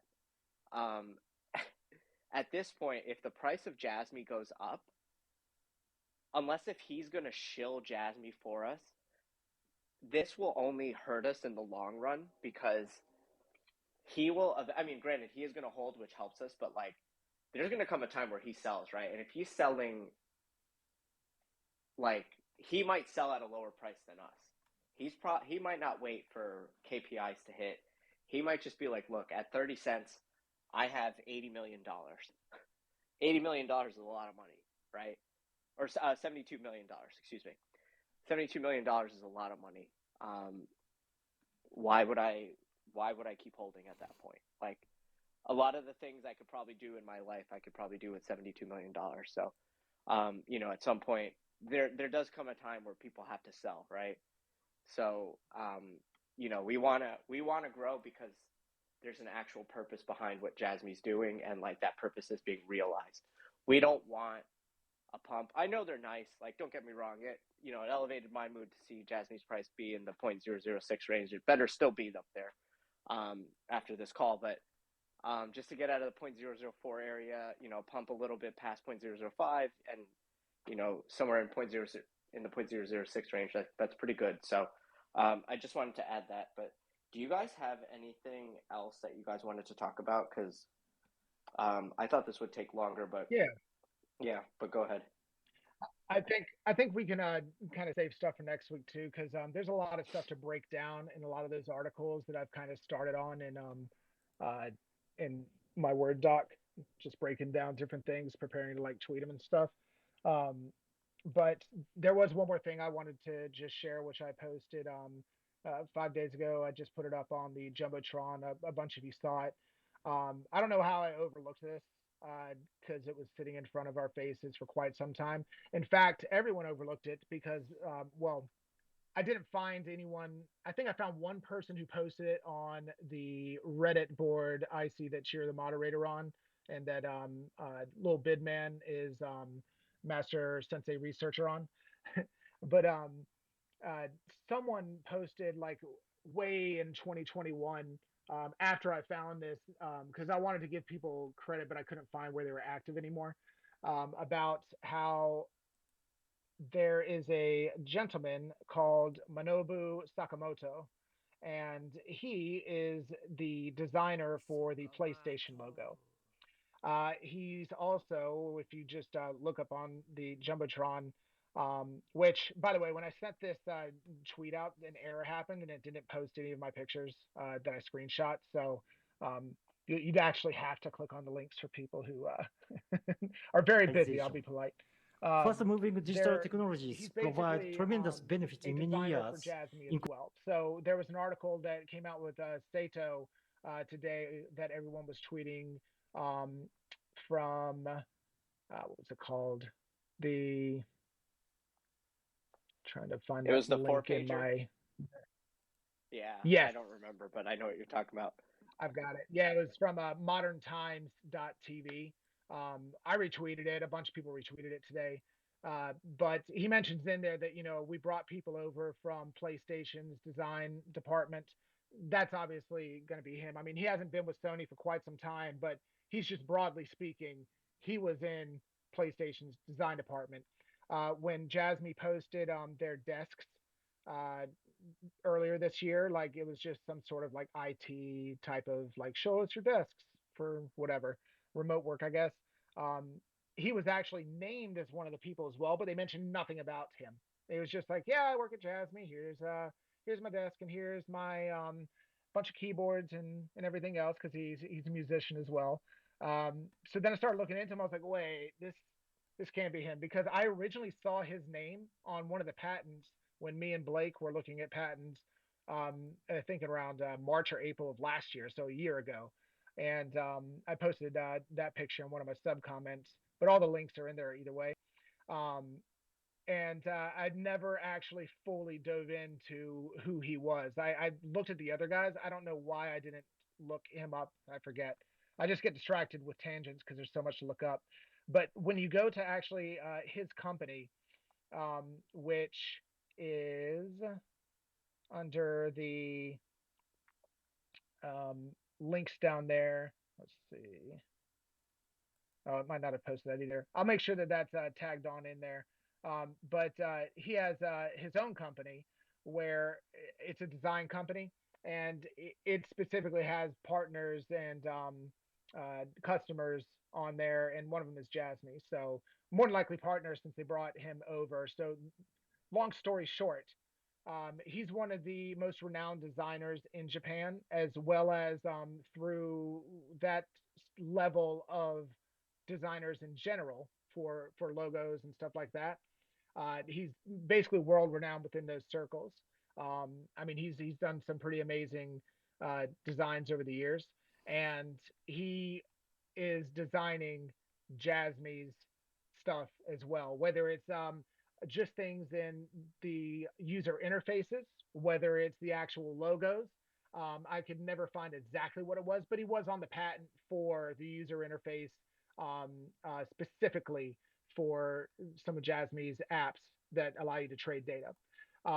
So uh, Jasmy US had posted, Spencer posted right under there the Jasmy logo with the PlayStation colors, which was amazing because now everybody's grabbed that and run them with it.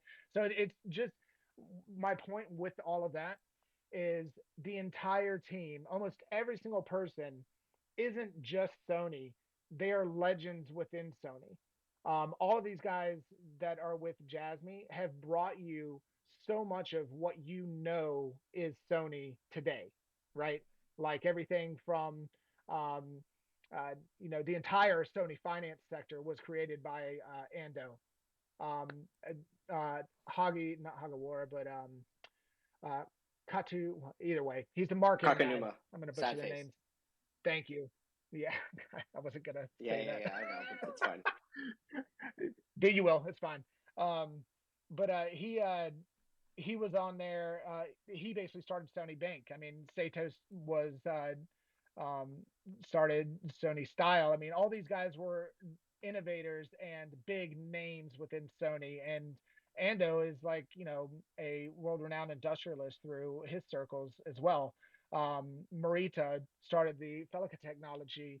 I mean, I could go down the list, but you kind of get the point. And I've mentioned before, even their tax advisor and legal advisor, their tax advisor has been in some of the highest positions in terms of that you can get in Japan through the tax agencies, etc. He has a huge network in Japan from the few things I could find on him that weren't complete like tinfoil hat speculation on 2chan in Japan.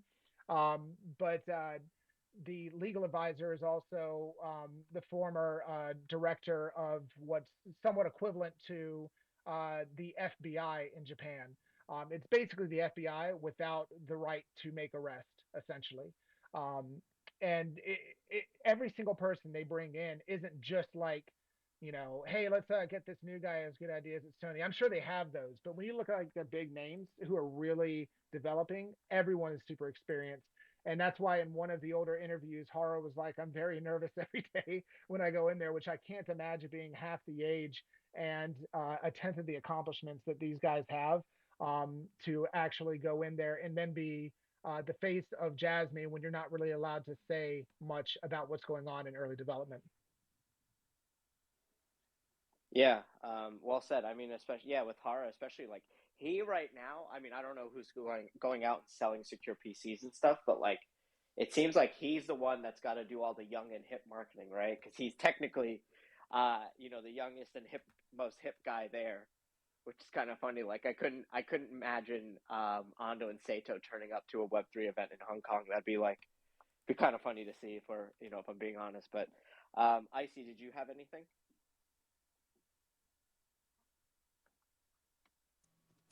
Yeah, I just shared my patent breakdown on the Jumbotron. I recommend everyone to go read it at the bottom. It's in Reddit, so it's really long. That's why I like to leave it in Reddit, and I like to leave some gems for those guys too. At the very bottom, there's a link to my first patent breakdown, so I'd like to try to cover that maybe next time. That's pretty much all I had. Oh, the looks like the Shanghai upgrade went through, so we're here. Nice. What's Ethereum doing? I haven't looked at the charts. I wasn't even looking at charts. I was just looking at these other websites. I was looking at Beacon Chain. Let me see. Hold on. ETH is at like 1913, I think. It's up 1%, 1.5%, something like that. Okay, so it's pretty much flat on the news, but slightly to the upside. So okay, so yeah, I haven't looked at any news surrounding it, but that would indicate that it went through and there's been no initial issues. So at least it didn't. I'm glad it didn't crash on our space. Yeah, right. There's always the jasmy curse of after a space the price drops, right? So, but Brian, did you have anything you wanted to add? I think we could just close out with there's only a handful of questions, so. Yeah, let's just go and close this out, man. We got cool. We could go. I know, and we covered way more this week than last, and we did it in way less time. Okay, so. Oh yeah. Okay, so one question. It says, "I just arrived. This meeting has started king time ago, but I think it's long time ago." I'll just reply, yes, started 100 minutes ago. Boom. Then, how is Kerr Finance doing? I actually haven't talked to Jesse in a bit, but he has enough strength to retweet and like some of my stuff. So I'm guessing, and he's not like maybe out of commission, but Brian, have you talked to him at all? I've messaged him here and there, but I didn't want to when you're recovering from something, if you're doing good, you're excited to be able to like socialize. I broke my neck in a car accident in 2014. Fortunately, I had really good surgeon. I have about 90% of motion, and you wouldn't notice. But either way, I know what it's like to kind of start recovering, and you know that everything's going to be okay. And I think that's where he's at, because I did. He did pop into one of the group chats once or twice, and he seems to be doing pretty well. He's just kind of like, he said he feels like he stuck a fork in the socket. Basically, his mind's just buzzing. So, but he's doing good. He's recovering. He's still got his sense of humor and everything. So I'm glad, because that was pretty scary. Yeah, for sure. I'm looking forward to his weekly updates. He's going to be really busy. He's going to be like, oh crap, what just happened? It's going to take him a while to catch up, but I'm glad that he's at least in good spirits and stuff like that. He's usually a pretty jolly and happy guy, so It's good to have I always look at him as like in our community as like the dad of the community, but but it's good that he's he's doing well. He's I think a year younger than me, and I also look at him that way. I also do. Yeah, I'm 42. I think he's turning 41 this year. Yeah. So there you go. So I think this is the last question. Wow. So we are ahead on distribution, but is it a concern that Binance owns so much, 25%? So we don't know why that is. So one reason, this I know is part of the reason that Binance has so many coins in their wallet is because Binance is the most heavily used exchange for Jasmy, right? And probably the case with a lot of other coins too. And a lot of people, shame on you, keep their coins on exchange, right? So that's part of the reason why the Binance wallets are pretty heavy. I'm pretty sure Brian and I talked about something else that might be the reason why. Brian, do you wanna talk about Yeah, it might be speculation, but still. No, it's definitely speculation. None of us actually know 100%. One of my theories was that one, the total amount diluted into the market, meaning the circulating supply listed on CoinMarketCap, may not actually be circulating in supply, meaning that, and this is kind of what you and I discussed, if businesses have, uh, forgetting the word, when they agree to Like do letter of intent? something later on. Yeah, thank you.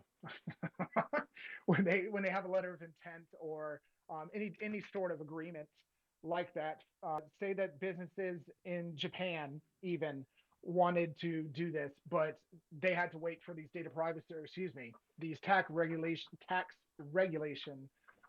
laws to pass, so that they aren't having to um, pay as much in capital gains or pay capital gains on unrealized losses, etc., then it would make more sense to have things on one of the largest exchanges that also has a subsidiary in Japan, Sakura Exchange, which they had recently purchased, which is listed as the third oldest exchange for cryptocurrencies in Japan. Um, so essentially, they could just be held there, maybe not even necessarily in smart contracts, but that wallet, my theory, and this is pure speculation again, my theory is that that wallet um, is obviously an exchange wallet. There is a ton of transactions on there all the time. It would be very hard to see and track what amounts are not moving because they're being held outside of a smart contract wallet, I guess, uh, for businesses that will be collecting those funds in order to onboard to the platform. But keep in mind, even with tax laws and everything changing, the platform, according to the roadmap, is theoretically not going to be ready to launch until the end of this year or sometime around the beginning of 2024, as I'm guessing right now, based on everything I mentioned earlier with the phases and where I think we're at. So one thing, just follow-up question. So one thing that you're saying is like it's easy to hide the institutional investor coins and mix them kind of with the retail wallets. Yeah, and not saying that wallet of Binance's is a mixer wallet, but it can have the same effect, because how hard would it be for you to actually track where things go in a wallet like that just using Excel? I mean, we don't even have any artificial intelligence either scan trackers or anything like that to help us. No, that's true. But you can yeah. I mean, you can pull up like the daily value in their quote unquote analytics, which is a sad excuse for analytics, honestly. It's just a line graph, but no, that's good. And then also, like, one thing that's interesting, not to deviate too much, but on wallets. So there are like a bunch of wallets that are in like the $200 million range on Etherscan, and they only have coins from Coinbase, but they've never sold anything, which is interesting. And like, to me, I'm thinking like, wow, that's a lot. It's a lot of wallets. I think it's like at least 10 to 15 of them, and you're talking about like 200. Maybe the average value is like 250 each. So that's a lot of tokens, right? And to me, I'm thinking that those might be institutional investors. So maybe because Coinbase institution, Jasmy is on Coinbase. I think it's Coinbase institutional, but I'm thinking that's a U.S. thing, right? Or at least it's at least not a Japan thing because Coinbase left Japan, right? Because the market was too competitive. Is that correct? Them and KuCoin or Kraken. Yeah, it was something like that. Yeah. I knew that information, but it's all gone now after this past week. Yeah. Which, like, yeah, I know it's hard to, with all the new info, it's hard to keep everything in your brain. But yeah. So maybe that is what will happen when everything is in effect, when the platform is actually up and running. Maybe we'll see a bunch of those wallets be created, and instead of it being Coinbase, it'll come out of maybe Binance 8 or 14 or whatever. But Icy, did you have anything on that? There's one more question. No, I didn't have anything. Everything, yeah, that sounded right what you said. So this is from Sticky Nicky, aka Nicky 63. Is Coinbase wallet as good as any wallet? And why move it off Coinbase if you're paying $29 a month for the insurance and free trade? Oh, well, I didn't. I actually didn't know that. I keep everything on Ledger just because I'm a control freak, and that's just a personal opinion. But do you guys have anything on that? If not, Coinbase wallet is a non-custodial wallet. It doesn't matter if your coins are on an exchange. And someone please correct me if I'm wrong, but if I remember correctly, that insurance policy covers hacks and stuff like that. But if Coinbase were to go bankrupt, then you may not see your funds for quite some time because not your keys, not your wallet. Or they could use your funds to pay off debts, which that's in their 10K. That was in their most recent 10K. So that caused a big stir. But also, I mean, speaking of hacks and things falling apart, it sounds like SBF wants to start an exchange back up, which to me sounds like the biggest rug pull in history. But that's for another time. Let's see how that one plays out, or let's see what'll happen first. He rug pulls everyone again, or he goes to jail. But I'm hoping for the latter. But just we'll say our goodbyes and final thoughts and takeaways. But mine is, when you think about crypto in general, and I think I said this last week. I'll probably repeat myself 1,000 times, but when you think about crypto, right, the will of the people is stronger than the will of the government. If you think about those governments that oppose crypto, sadly, the United States seems like one of them, or maybe they've been buying the dip this whole time. Let's see what happens. You stand to lose a lot, and maybe that bull market is going to come out. Sims have been around. Japan is, like, if you know football, they're like conducting an all-out blitz of, like, in the Web3 space. They're trying to be the model for Web3, and luckily, with us aligning ourselves with something like Jasmy, I like my chances. That's all I will say. I like my chances. I like the risk reward. I like the team behind it. Obviously I do complain about some stuff, but we have to be objective. But I'll just leave you with those thoughts. But Brian, Icy. Yeah, I guess final thought is that for those of us who've been really looking at this for over a year, people who've been in crypto and are just now finding out about Jasmy, a lot of this news coming out may seem pretty normal, in terms of just the volume of it and announcing big partnerships. That's typically what you see, definitely for most of the coins within the top 50. But we have been watching this forever while they've been doing stuff behind the scenes, having almost no real communication. But we did believe that, one, we couldn't find anywhere, and all of us have looked very hard that this was an actual scam. And there are tons of interviews in Japan through video interviews as well as articles with the actual Sony leadership. So it's not a scam that somebody just put them on there. And that's what kept us going was the team. And I know Kerr Finance, Jesse has said many times, and we've all pretty much agreed that if it wasn't for the actual team and us verifying and knowing that they were the ones creating this and running this, we would never even invested at all. But it's because of who they have behind this project that keeps a lot of us going, because it does give us faith that one, Jasmine can fail, like any project can fail. People are human.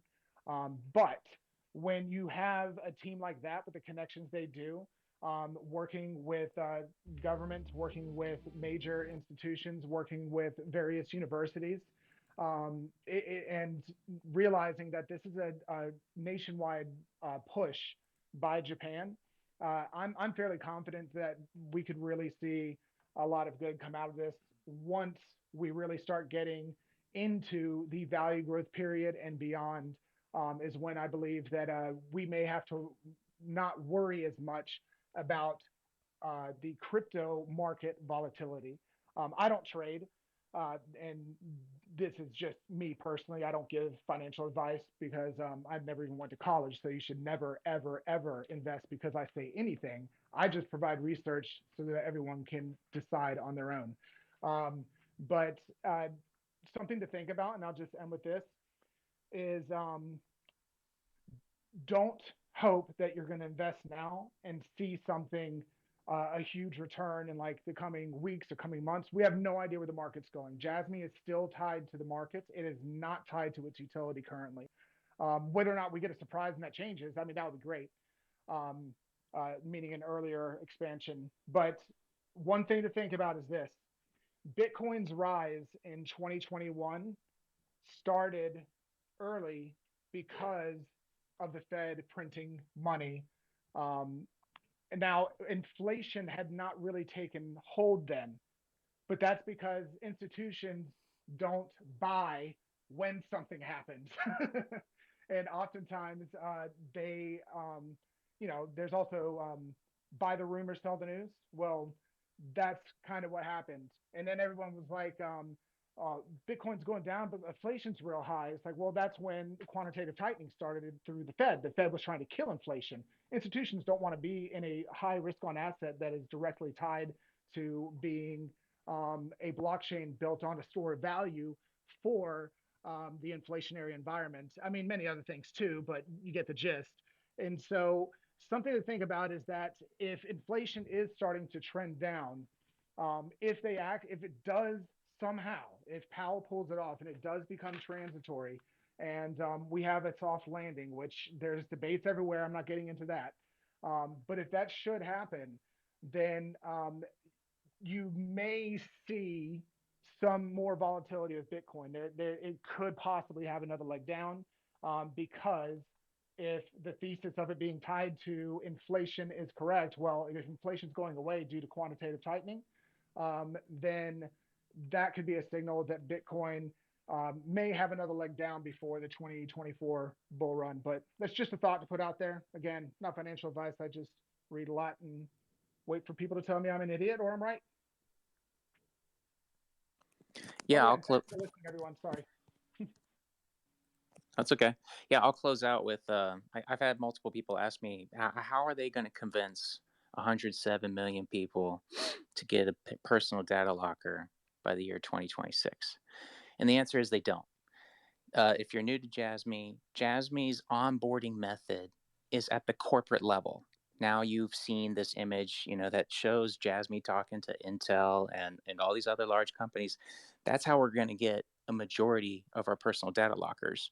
Jasmy can be white labeled, and many people will end up using Jasmy, and they'll probably never know it. That's how we're going to get to 107 million data lockers.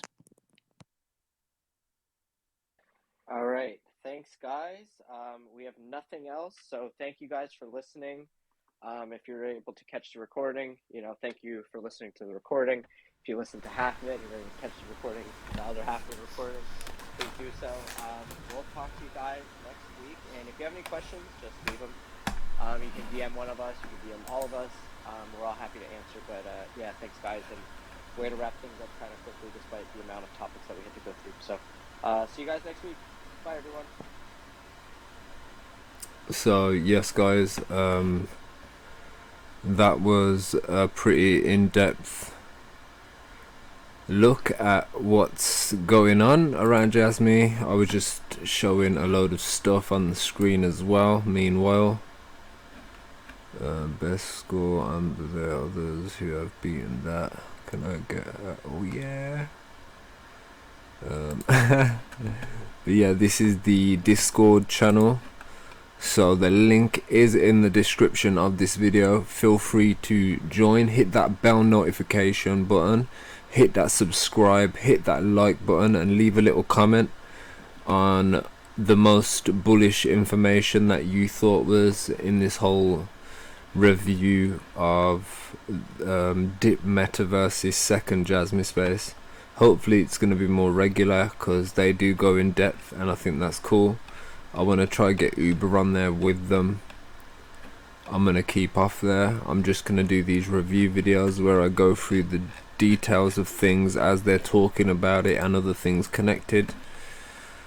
But yeah, Jasmy is on uptrend. Let's have a look at the 3 hour. Zoom in.